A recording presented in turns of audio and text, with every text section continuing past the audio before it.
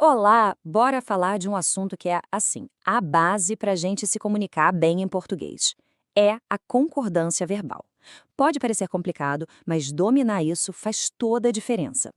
Vamos juntos desvendar as regras que colocam ordem nas nossas frases. Para começar, vamos direto numa dúvida que pega muita gente. O verbo tem que concordar com a palavra que está coladinha nele? A resposta, para a gente já começar bem, é um grande sonoro não. Essa é uma das armadilhas mais comuns e hoje a gente vai entender direitinho por que não é bem assim que a coisa funciona. Então vamos ao que interessa. Existe uma regra que é a chave de tudo, a verdadeira base da concordância verbal. Se a gente entender bem esse princípio, a maioria das outras dúvidas simplesmente desaparece. E a regra é essa aqui, olha que simples. O verbo sempre vai procurar o núcleo do sujeito para concordar. O núcleo é a palavra mais importante, a alma do sujeito, sabe? E não importa se esse núcleo está no começo, no meio ou lá no fim da frase. O verbo vai até ele. E olha só essa regra funcionando na prática. A gente lê, chegaram todos os materiais. O verbo chegaram está lá na frente, mas ele está concordando com materiais, que é o núcleo do sujeito e está lá no finalzinho da frase.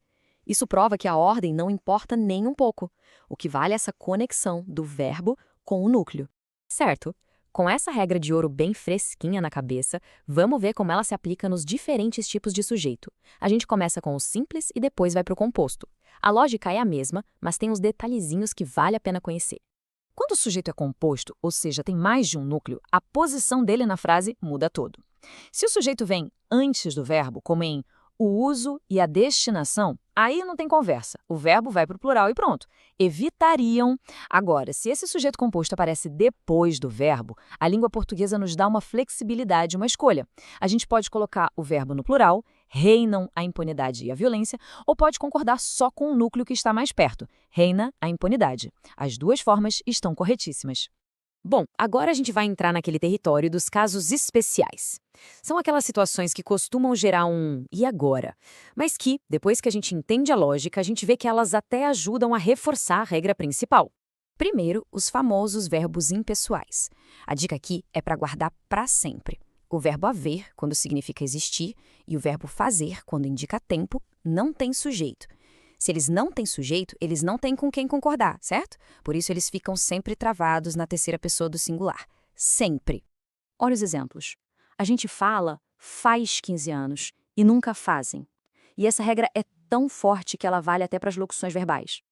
Em deve haver indícios, o verbo principal haver é impessoal. Então ele meio que contamina o verbo auxiliar deve, e tudo fica no singular. E aqui, atenção máxima, porque essa é uma das pegadinhas mais clássicas do português. A regra do haver não vale para o verbo existir. Existir tem sujeito? Sim. Então, o correto é devem existir problemas, porque problemas é o sujeito de existir. É uma diferença sutil, mas que muda completamente o jogo da concordância. A partícula C também pode causar confusão, porque ela tem duas funções bem diferentes. Na primeira, ela serve para indeterminar o sujeito. Em acredita-se em falsas promessas, a gente não sabe quem acredita, então o verbo fica no singular. Já na segunda função, ela é uma partícula apassivadora. É como se a gente reescrevesse a frase de outro jeito. Construíram-se novos edifícios é a mesma coisa que novos edifícios foram construídos. Nesse caso, o verbo concorda com o sujeito, edifícios. Mas nem tudo é tão rígido. A nossa língua também nos dá alguma liberdade.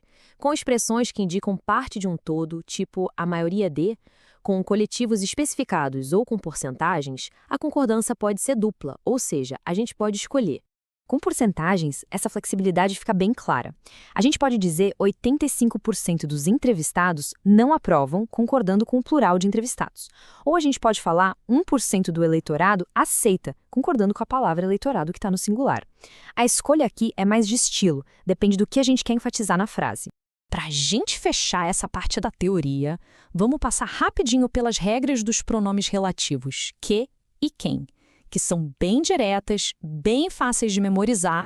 Com o pronome que, não tem erro, não tem escolha. O verbo vai concordar com o termo que vem antes. Fui eu que paguei. Já com o pronome quem, a história é outra. Temos uma escolha de novo. O mais comum é deixar o verbo na terceira pessoa do singular. Fui eu quem quebrou. Mas também está certíssimo concordar com o antecedente. Fui eu quem quebrei. Ufa, vimos bastante teoria, né? Mas a gente sabe que o melhor jeito de fixar tudo isso é colocando a mão na massa. Então, vamos testar o que a gente aprendeu com alguns exemplos. Estão prontos? Primeira questão. Analisem bem a frase. A desigualdade e o cenário do saneamento, o verbo que completa aí é foi ou foram. Pensem com calma na regra que a gente acabou de ver. A resposta correta é foram. Por quê? Porque a gente tem um sujeito composto, com 2 núcleos, desigualdade e cenário. E esse sujeito todo veio antes do verbo. Nessa situação, a regra é clara. O verbo vai obrigatoriamente para o plural. Vamos para a segunda. No subterrâneo dessa catedral, ponto 2, grandes caixas de pedra. E aí, o certo é existe ou existem? Lembrem daquela diferença fundamental entre existir e haver. E a resposta correta é existem. O verbo existir sempre concorda com o seu sujeito. E qual é o sujeito aqui? O que existe? 2 grandes caixas de pedra. Como núcleo, a palavra caixas está no plural, o verbo tem que ir para o plural também. É a nossa regra de ouro em ação de novo. E para a gente terminar, fica uma reflexão. Será que dominar a concordância verbal é só uma questão de decorar regras de gramática para passar numa prova? Ou será que, no fundo, isso tem a ver com organizar o pensamento e garantir que a nossa mensagem chegue do outro lado de um jeito claro, lógico e sem ruído? Pensem nisso.